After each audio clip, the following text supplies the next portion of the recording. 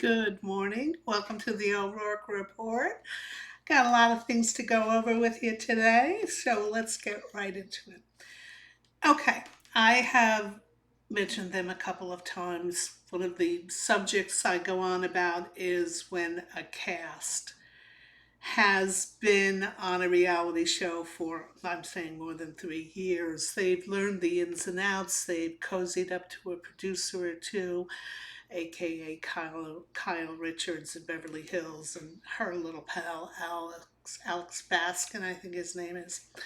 Um, and they learn how to hide what's really going on in their lives, which is the opposite of what they were asked to do. They have become personalities, they have become influencers, they become a variety of things. They no longer pursue a career. If they had a career, their living is on that camera and they'll do anything to stay there. And I think the worst example I can think of, Beverly Hills is pretty bad, but these women are savvy enough that they do have something to fall back on. This particular cast, as far as I can tell, has nothing to fall back on, and as a result, they are particularly desperate to hang on to their Real Housewives status. In addition to some of them just not very bright people with real vicious streaks. Who am I talking about, you ask? Why, the Real Housewives of New Jersey. The queen of not very bright and as a result pretty vicious is, of course, Teresa. I know there are people out there that love her. Don't know the other. They do. I'm not even going to comment on if they're right or wrong on that. You know, of course, one man's ceiling is another man's floor. But to me, Teresa is wow, wow, wow. The kindest thing that could have happened to her is only have a 3 year arc. And now, how long has she been on? 11, 12 years. Her children have grown up in front of the camera, have learned to act like their mother, which is not a good thing. And there are other people on the cast who are equally distasteful. Margaret is Teresa's nemesis, and I'm not on Margaret's side because she is just as bad as Teresa. And as far as the Teresa fight with her sister-in-law, I'm trying to think on her sister-in-law's name. Teresa was always the aggressor. She was the aggressor since day one. She was outraged. She was consumed with jealousy that her brother and his wife, Melissa, that Joe and Melissa were asked to come on the show. I think it was season 3. I think the first 2 seasons, the drama was Danielle Staub, who was, let's face it, on another level when it came to, and I don't think she was playing to the camera. I mean, she may have been playing to the camera, but I think that's very much as her. I think that's very much how she lives her life in a constant state of a drama and crisis. And the table flip episode was just who behaves like that? Well, Teresa Judas behaves like that and gets rewarded for it, so she's not going to change her ways. So, anyway, Teresa and Melissa always thought Teresa was the aggressor against Melissa, and it was born completely of jealousy. And but she's not. But that's a stalemate, as we're seeing this year. It's a complete stalemate. The real aggressor against Teresa is Margaret Josephs, and okay, that's nothing. Um, and added into this whole mix. If you remember when Margaret Joseph first came on the cast, she had these ridiculous, 60-year-old woman with these stringy little pigtails that she just thought she was adorable. But she has learned to change her look, as they all do. They call it the sophomore housewife jinx, not jinx, but rite of passage is when they all get various fillers and various work on their face because they have seen themselves on camera.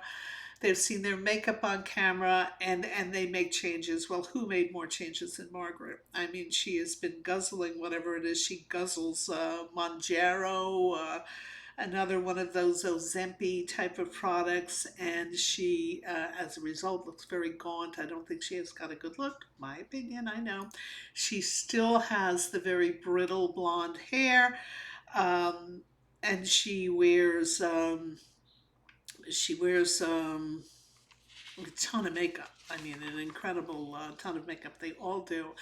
I think it was the end of last season's reunion, toward the end, that because Andy was talking to Melissa, she stormed off. Teresa stormed off. She was not going to take this anymore, as though she was somehow being hurt. What she was being made to do was confront her behavior. She didn't like having to do that. She doesn't have the intellectual capacity to do that. She stormed off. The camera follows her into her dressing room where the lighting is not the best lighting in the world. And the shots of Teresa were really what she looks like in real life, and it was not a pretty picture. These women think they only exist on the camera, and they have no concept of what they look like outside of the camera. And Teresa was not. Gosh, it was just a horrible. It has to have shaken her up to see that. She probably blamed someone. She probably blamed Melissa for the bad camera work. But anyway, they're the perfect example of a cast that has been around way too long. They know how to play to the camera, they know how to lie with impunity. They are, I mean, there was Teresa swore on her daughter's life the other week that she didn't do XYZ, or Louis didn't do XYZ. Well, of course Louis did XYZ. I mean, Bo Dietl admitted he was hired by Louis to do XYZ. Why Teresa thinks she's got any credibility, I don't know. But you know why she thinks that? Because there are people who blindly back her and blow smoke up her, you know what, and it's not doing her any good. It's not doing her any good. Any of the ones that have been on there, and it has forever changed the trajectory of their lives. And I don't think it's such a good thing. It's my opinion. Another little thing I want to make a point of, and I can say this because I'm 99% 99.9% Irish and Scottish, is The Irishman that Dolores is going out of. Wow, those new choppers you got there, Pally. They're quite a mouthful of chiclet choppers. And Margaret's got the choppers too. I mean, I gotta think they're making enough money that they can find a cosmetic dentist that does a little bit more than just put in some of those chiclet choppers. I mean, it's a horrible look. Even, I'm a big fan of LVP. LVP's chiclet choppers, the worst, the worst. So anyway, perfect example of a grizzled cast, perfect example of why there should be term limits on how long you can be a housewife or any of the, I don't know, below decks or summer houses or whatever. There should be term limits because there comes a time where it becomes ruinous to the cast's lives. And certainly they're not doing what they signed up to do, which was to give the audience a real look at their lives and see how they deal with the ups and downs. That's my 2 cents on that one. A little bit, I think I talked about the other day about Diddy and the impaneled grand jury that is being, grand jury that is being impaneled and pulled into place. And Rolling Stone has done an in-depth article on some of the claims. If you get a chance, you can find it online for free. I know I found it on RHONJ the other day. I think you could just Google it. It really goes into detail about what this charmer's been up to, and if this is his comeuppance, if this is his R Kelley moment, let it be. Let him join R Kelley in a joining cell. The guy's a monster, has been a monster, and thought nothing of ruining other people's lives. Well, as not for whom the bell tolls, Mr. Diddy, it appears to be tolling for you. All right, now I have, well, I just want, no, I'll leave that to later. Yeah. Okay.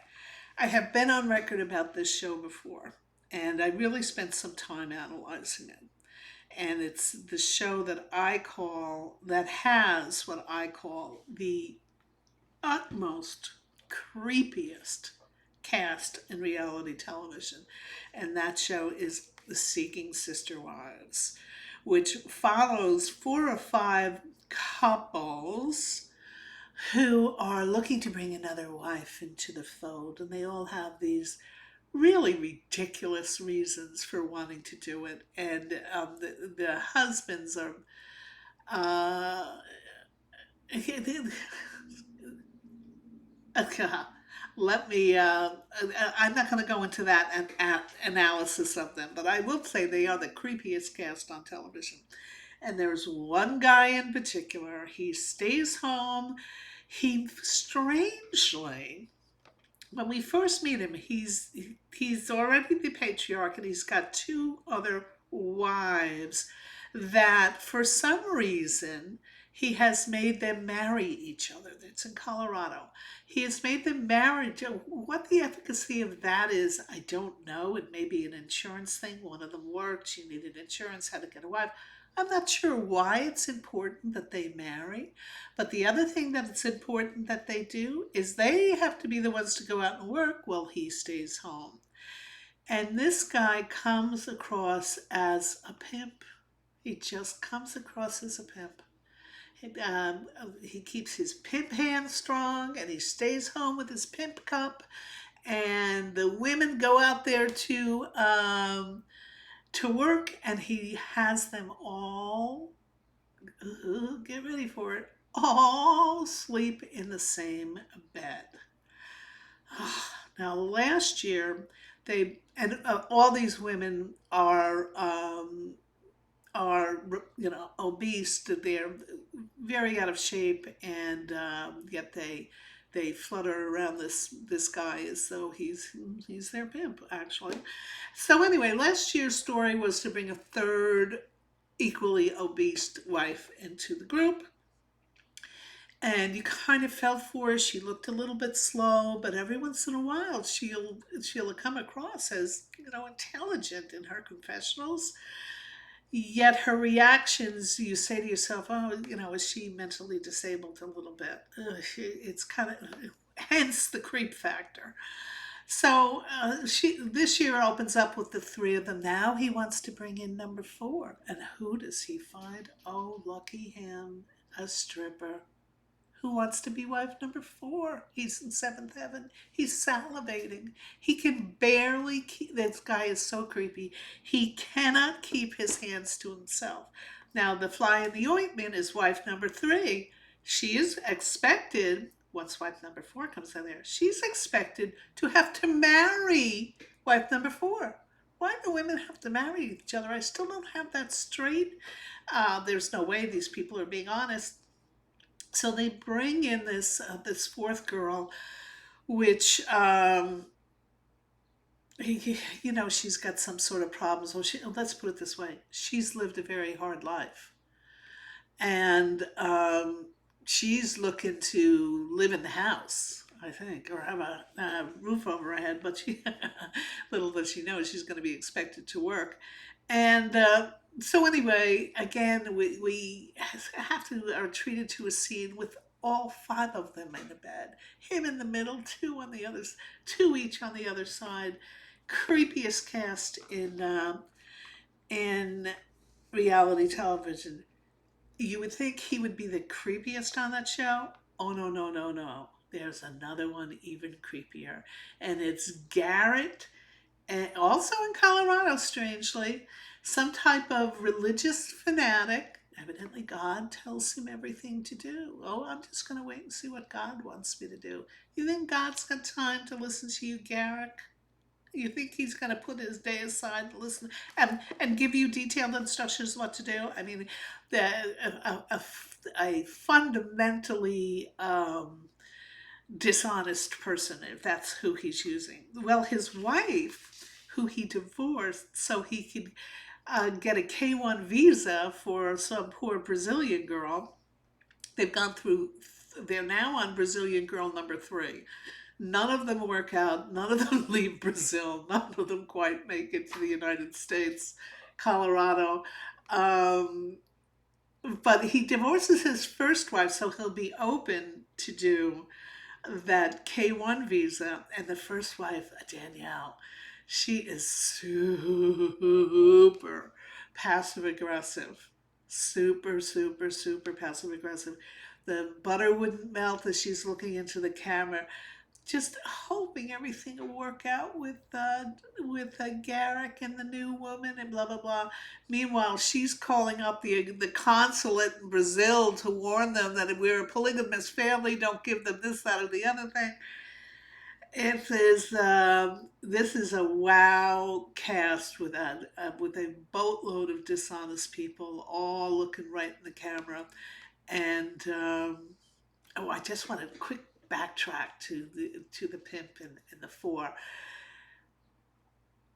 reminiscent of Sister Wives, where we met Cody Brown and all the women I love, and we multiply our love. We don't divide it. Well, of course, we find out now, as 18 seasons have gone on, that the women were all supremely unhappy. And as soon as they were able to get hands on their own money, they struck out on their own. God love them. Glad that happened. But we see a little crack in the facade with the pimp in Colorado. There is discussion about this fourth girl that he wants to bring in, and he can barely contain himself because he is perceiving her to be really sexual. She's not as she while she does have some weight issues, she's not obese like the other ones. And the women decide, after a discussion of all four of them under the facade, we're not going to go forward unless everybody agrees. The women decide that they don't want to bring her in. Well, the look on his face is the same look on Cody Brown's face as he's discovering that he's no longer in charge. This is no longer patriarch. He's no longer the leader of the pack. They've got cameras on him. Things are being recorded. They have to say one phony little thing to the camera. And then when something doesn't go the way they wanted it to go, they got to play the game. Well, the look on his face was priceless. And it was very similar to the look on the face of Cody Brown as things crumbled about his feet. So anyway, I cannot if you like to analyze these things and you want to see some interesting human behavior, I absolutely would recommend to you that you look up Seeking Sisterwives. Little thing I told you I'd mention at the end here. Yesterday, the news came. Donald Trump was convicted on all 34 counts, and that'll play out in its own way. I'm sure it's resonating with the independent voters that he got in 2016 that I do not see that he didn't get in 2020. And I think, I need a crystal ball to know what's going to happen in 2024. But anyway, I wanted to mention what the heck has happened to his hair. He's got this like a Brillo pad thing going on, a very thin Brillo pad. There's no longer any lines or definition.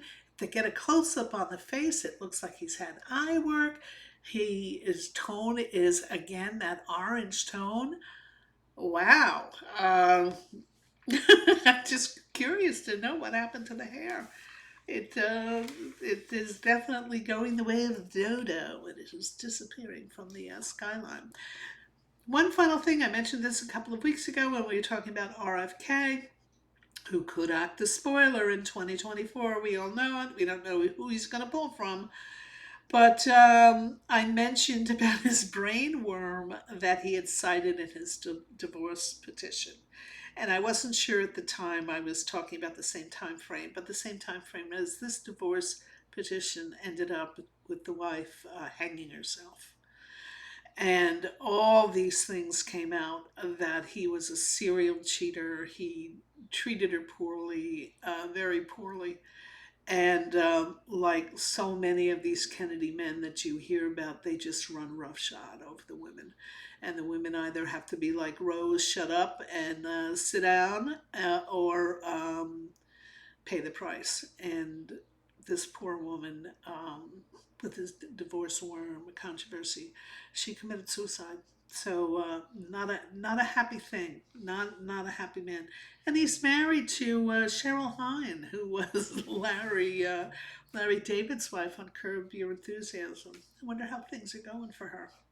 So, anyway, that's all I have for today. Thank you so much for tuning in. And as always, if you like what you're seeing here, please hit the like button, hit the subscribe button. We're doing our best to have YouTube find out where I belong, so I can get more and more impressions, which is, showing up on people's screen with suggestions to watch. And again, appreciate you as always, and thank you again for tuning in.